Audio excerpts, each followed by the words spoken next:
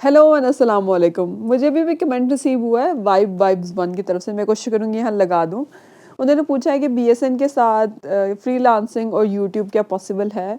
तो मैंने उनको ये आंसर किया कि मैंने ये चीज़ की है और मैं ये 2 साल से कर रही हूँ, तो अब ये आप पे डिपेंड करता है कि आपको क्या सूट करता है और आपका गोल क्या है। सो मेरी स्टोरी कुछ ऐसे शुरू होती है कि पहले जैसे हमारा फाइनल ईयर में स्टाइपेंड ख़त्म हो रहा था, तो इंटर्नशिप से अनपेड हो जाना था हम लोगों ने। तो मैं अपनी इंडिपेंडेंस को मेंटेन रखना चाहती थी, इसलिए मैंने फिर फ्रीलांसिंग का ऑप्शन स्टार्ट किया और उसे एक्सप्लोर किया और फिर मैंने क्लाइंट्स हंट किए और फिर पहले मैंने $20, फिर 80 डॉलर्स, फिर $110 और फिर इस तरह करते करते मैं 13-1400 मैंने डॉलर पर मंथ टच किया। लेकिन उसके बाद फिर जैसे मेरी इंटर्नशिप ख़त्म हो गई और मैं प्रॉपर एक रजिस्टर्ड नर्स, मैंने एक जेसीआई सेटअप में काम स्टार्ट किया। फिर मैंने अपनी फ्रीलांसिंग को एज फुल टाइम चीज़ नहीं रखा। मैं बहुत उसको एक हिसाब से मैंने स्विच किया कि मैं अब एज एन आरएन हूँ और मेरी अब इतनी सैलरी है, which is quite good enough. और मैंने साथ यूएसए का प्रोसेस स्टार्ट किया हुआ था, तो जिसकी वजह से मैं फिर अभी भी आजकल भी मैं इस तरह ही करती हूँ कि फ्रीलांसिंग का ज़रूर कोई ना कोई प्रोजेक्ट रखती हूँ, क्योंकि मुझे ऐसा लगता है कि सिर्फ जो पाकिस्तान की सैलरीज हैं इज़ नॉट इनफ कि आप अपने एक्सपेंसेस और अपनी चीज़ें मैनेज कर सको सारा कुछ। तो आपको कुछ ना कुछ पार्ट टाइम साथ करना चाहिए। और वीडियोज़ तो मुझे पहले से ही, मैं 3 साल पहले अगर आप जाएँ तो बहुत पहले लेक्चर की मैंने वीडियोज़ डाली हुई हैं चैनल पे। तो टिकटॉक पे मैंने अब स्टार्ट किया है, वो भी मुझे बहुत सारे लोग कहते थे कि यूट्यूब पे रीच नहीं है, आप टिकटॉक पे जाएँ, टिकटॉक पे काफ़ी रीच है। लेकिन आई डोंट नो व्हाई, लेकिन मुझे टिकटॉक की आवाम थोड़ी-सी ज़्यादा कैजुअल लगती है and I prefer YouTube as compare to TikTok. मतलब यहाँ बड़ी नीश्ड ऑडियंस होती है, सिर्फ नर्सिंग से रिलेटेड। तो जैसे उस स्टूडेंट ने बताया कि उनका फर्स्ट सेमेस्टर है, तो डेफ़िनेटली अगर वो स्टडीज़ के साथ चीज़ें मैनेज कर सकते हैं, तो एक लॉन्ग टर्म के लिए अगर आपका अपना यूट्यूब चैनल है या आपका कोई भी इस तरह से कंटेंट क्रिएशन आप कर रहे हैं या आप ऑनलाइन वर्क कर रहे हैं या किसी की आप वीडियोज़ एडिट करके दे रहे हैं, तो एक अच्छी अपॉर्च्युनिटी है। और डिपेंड करता है कि आप मैनेज किस तरह करें। अगर आपसे तीनों चीज़ें मैनेज हो जाती हैं एक टाइम पे, तो you are good to go. लेकिन अभी ये भी कन्फ्लिक्ट चल रहा है, कुछ लोग कहते हैं कि नहीं, मल्टीपल चीज़ें नहीं करनी। हाँ, एक टाइम तक हमें मल्टीपल चीज़ें करनी पड़ती हैं, जब तक कि हमारी एक चीज़ इतनी स्ट्रॉन्ग नहीं हो जाती कि हम बाकी सब चीज़ें छोड़ के उस पर रिलाई कर सकें। सो या मैं अली अब्दाल को हमेशा I look forward to him कि उसने पहले एमबीबीएस किया, उसके बाद वो मेडिकल स्टूडेंट था, फिर उसने proper as a medical officer job start की and then he started to work on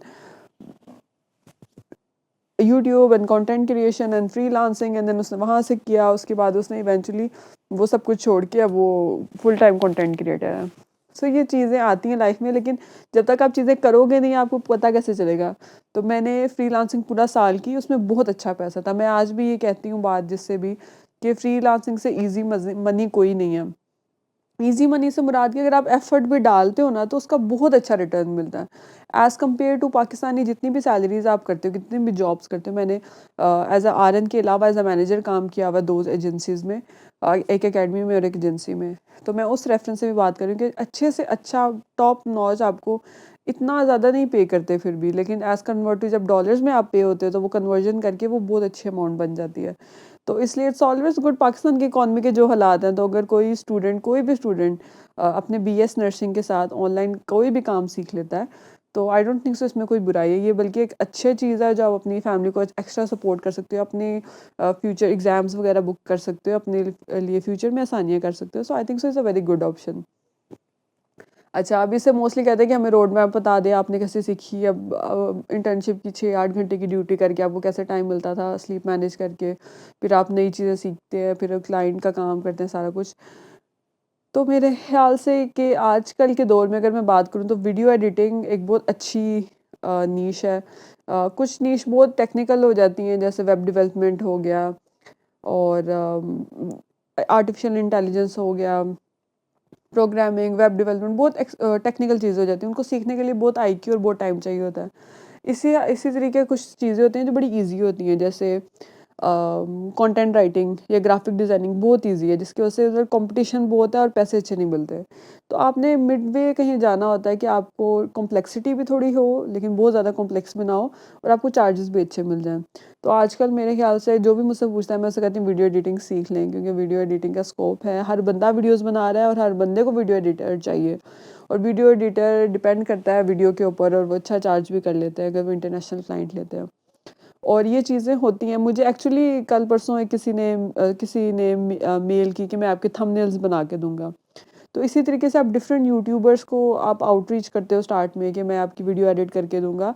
उसके बाद अगर आप 100 लोगों को कर रहे हो तो 10-15 आपको जवाब देंगे, उनमें से 4-5 आपको वीडियो भी देंगे कि ये लो एडिट करो। फिर अगर आप उनका एडिट करते हो 1-2-3 उनको सैंपल देते हो, फिर इवेंचुअली आपको वो पेमेंट भी स्टार्ट कर देंगे और आपके लॉन्ग टर्म क्लाइंट बन जाएंगे। वीडियो एडिटिंग का एक और फ़ायदा है कि आपको बार बार क्लाइंट नहीं ढूंढना पड़ता। आपने एक दफ़ा क्लाइंट पकड़ा और उसका रिकर्सिव काम है, वो आपने हर महीने हर हफ्ते वाइज आपने वीडियोस बना बना के देनी है। लेकिन कुछ काम जैसे मेरी नीश है ट्रैकिंग, वो वन टाइम नीश है। जैसे कि सिंपल एग्जांपल में जैसे घर बनाना होता है, घर बनाना एक वन टाइम प्रोजेक्ट है। एक बंदे ने अपनी ज़िंदगी में एक दफ़ा ही घर बनाना है ना, वो बार बार हर महीने तो नहीं देगा। लेकिन बिजली वो हर महीने यूज़ करेगा, बिजली का बिल वो हर महीने देगा।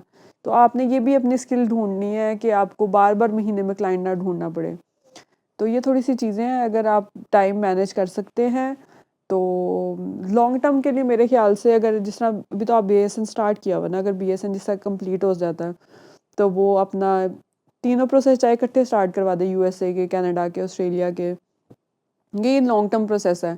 कभी रिजेक्शन भी लग जाता है, 100 मसले हो जाते हैं। डॉक्यूमेंट्स, अब मैंने डॉक्यूमेंट्स भेजे वो स्टक हो गए किसी वजह से, हो जाती हैं चीज़ें जब आप इससे इंटरनेशनल काम स्टार्ट करते हो। तो अपने लॉन्ग टर्म प्रोजेक्ट्स भी साथ साथ लेके चलना है, और हमने अपने जो जॉब भी साथ मैनेज करनी है, और जो एक्स्ट्रा मनी है जिस तरह फ्रीलांसिंग से रिलेटेड या कंटेंट क्रिएशन के रिलेटेड, वो भी। ये ऑल डिपेंड्स कि आपका गोल क्या है। मैं भी एक लड़के की वीडियो देख रही थी टिकटॉक पे, उसका नाम क्या है आई डोंट नो, मैं उसका नाम लगाऊंगी। और वो उसका मुझे बड़ा मज़े का कंसेप्ट लगा कि 90 डेज़ 90 रील्स। और वो उससे एक गांव देहात में लड़का बैठा हुआ है, और वो स्टडीज़ भी कर रहा है, उसकी डिग्री भी चल रही है, वो जॉब भी करता है पूरा 9 to 5, और वो कंटेंट भी क्रिएट कर रहा है। यानी वो 3 चीज़ें लेके चल रहा है। तो आई थिंक सो, अभी जिस तरह के हम लोगों के मुल्क के हालात हैं, हम सबको 2-2 3-3 4-4 काम करने चाहिए।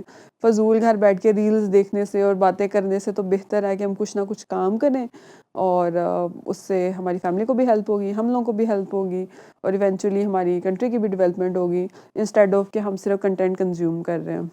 सो या तो ये मैंने आंसर दिया है उस क्वेश्चन का जो मुझसे मेरे एक सब्सक्राइबर हैं उन्होंने पूछा था कि BSN के साथ बाकी। हाँ, लेकिन एक बात ज़रूर ध्यान में रखनी है जो कि मैंने काफ़ी लेट लर्न की, कि अगर आप जिस इंस्टीट्यूट में काम कर रहे हैं स्पेशली, आप उनका नेम या किसी भी इंस्टीट्यूट का, आपने जब ऑनलाइन कोई भी अपना कंटेंट क्रिएशन स्टार्ट करनी है, या तो आपने हर तरह के स्कैम से, हर तरीके के चीज़ों से, कि आप जहाँ जहाँ फंस सकते हो, क्योंकि जब आप चीज़ों का नहीं पता होता तो आप बड़ी जल्दी ट्रैप में आ जाते हो।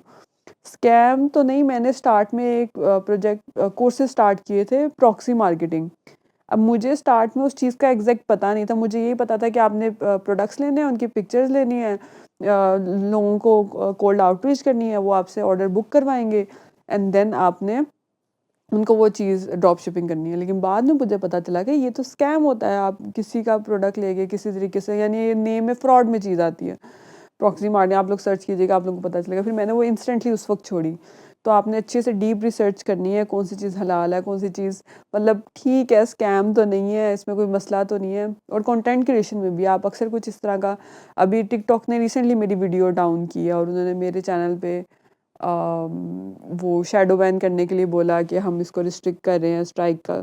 और वो सिंपल वीडियो थी, और आई वाज वेरी सरप्राइज्ड कि ये, अगर मैं काम की बात कर रही हूँ, उन्होंने कहा टिकटॉक प्लेटफॉर्म नहीं है, ये इंटरटेनमेंट का प्लेटफॉर्म है, यहाँ पे आप पैसे से रिलेटेड ऐसे बात नहीं कर सकते, उनकी पॉलिसी में लिखा हुआ है। तो मुझे रियलाइज़ हुआ कि ओ अच्छा, हर चीज़ का एक पूरा पैटर्न है। आप टिकटॉक को लाइट लेते हो, लेकिन टिकटॉक की भी अपनी पॉलिसीज़ है सारी, यूट्यूब की भी अपनी है। सो या चीज़ें सारी मैनेज हो जाती हैं, लेकिन ये है कि काफ़ी एफ़र्ट लगती है, अगर आप एफ़र्ट लगाने के लिए रेडी हो भी कि नहीं। So yeah, this is it for now. Do let me know if you have any other question. So I would love to discuss it as well. Till for now, Allah Hafiz.